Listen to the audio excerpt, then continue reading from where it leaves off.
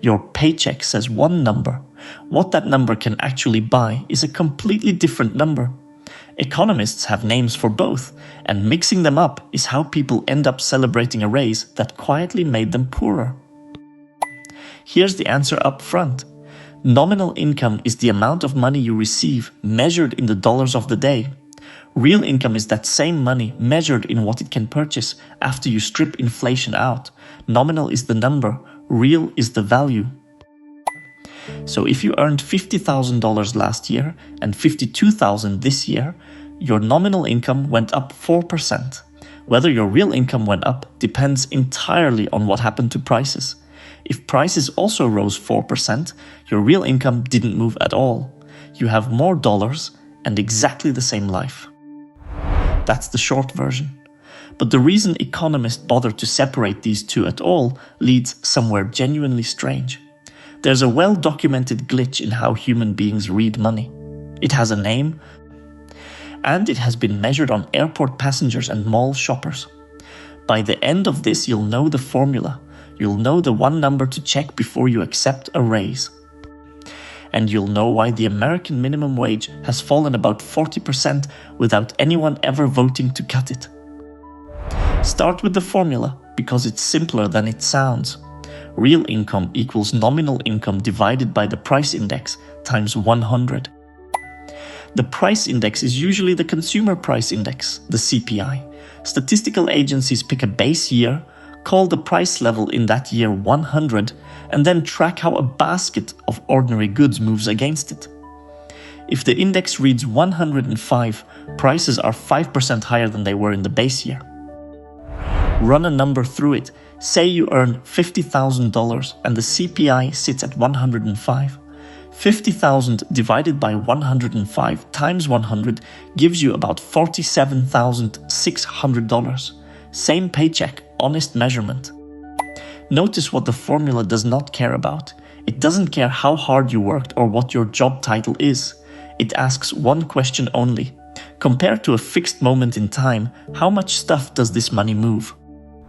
That's the whole idea. Real values are just nominal values with the inflation taken out. Now, the phrase base year is doing a lot of quiet work in there, and it's where most people get lost. You've seen a headline say that something once cost the equivalent of $10 in today's money. That's a base year conversion, and every real figure has one hiding behind it.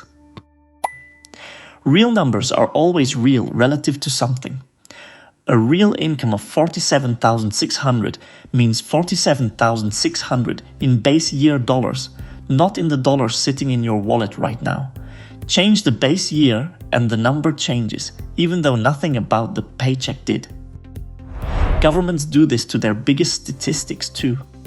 The Bureau of Economic Analysis publishes nominal GDP measured in current prices and real GDP measured in chained dollars tied to a reference year. When you hear that the economy grew 2%, that's the real figure. Say prices climbed 3% and output was completely flat. Nominal GDP would still look like it grew 3% and not one extra thing would have been produced. Here's why that matters to you. Anytime a number spanning several years gets quoted without the word real attached, treat it with suspicion. Long-run comparisons in nominal dollars are almost always flattering and almost always wrong. So the math is easy and the adjustment is published for free, which raises an obvious question. If it's this simple, why does nearly everyone still get it wrong in their own life? Because of something economists call money illusion.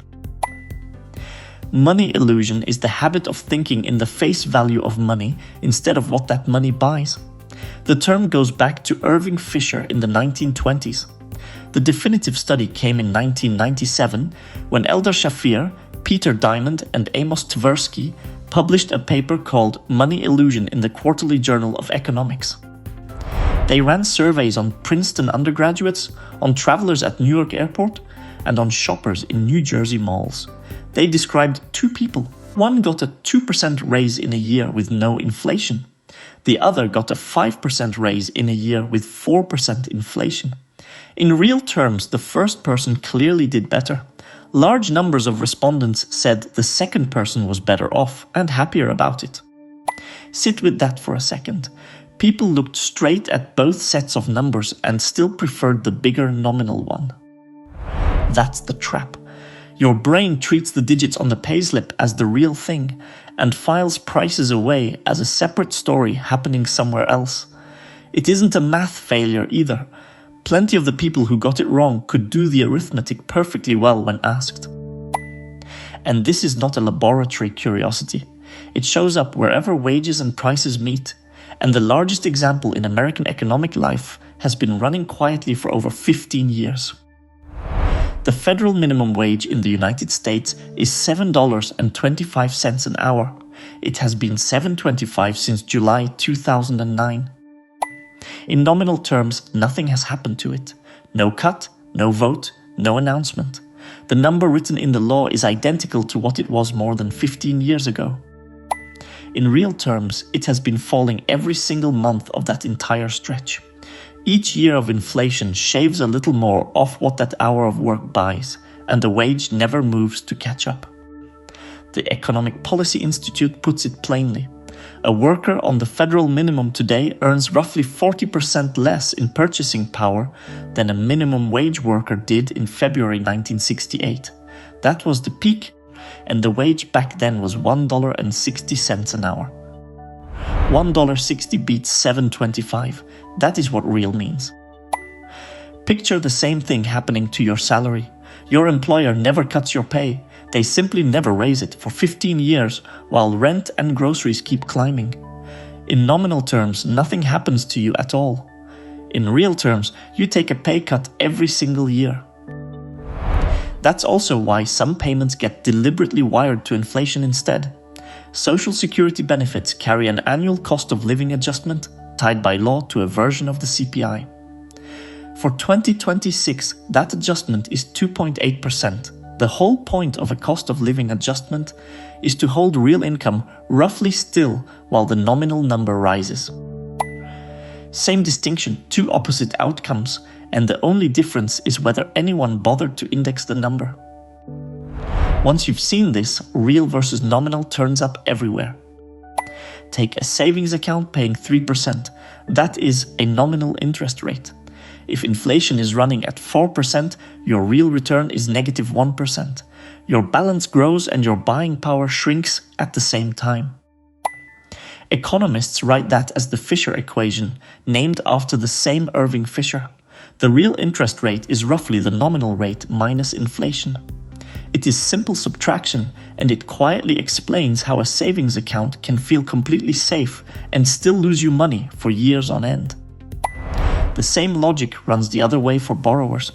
If you're locked into a fixed rate loan and inflation jumps, the real cost of your debt drops. You end up repaying tomorrow's cheaper dollars on yesterday's terms. Inflation moves value from lenders to borrowers, and neither side has to sign a thing. That's the trade nobody negotiates. So here's the practical version, and it takes about 30 seconds. When you're offered a raise, take the percentage and subtract the current inflation rate. That difference is your actual raise. A 4% raise during 3% inflation is a 1% raise. A 3% raise during 4% inflation is a pay cut, no matter how warmly it's worded in the letter. Do the same thing to any long-run comparison you get shown. If a chart runs across 10 or 20 years and nobody has said the word real, part of that trend is just inflation drawn as a line. Then do it to your own history. Compare what you earned 5 years ago with what you earn now, and check what prices did over those same 5 years. That second number is the one that tells you whether you actually moved forward. Nominal income answers how many dollars. Real income answers how much life those dollars buy. One is a measurement of money, the other is a measurement of your standard of living, and only one of them is worth tracking. The agencies already publish both. The Bureau of Labor Statistics reports real average hourly earnings right alongside the nominal figures, precisely because the nominal ones on their own can point the wrong way. Now I'm curious about yours. Work out your last raise. Subtract the inflation rate for that year and tell me in the comments whether it came out positive or negative. I'd genuinely like to see the spread.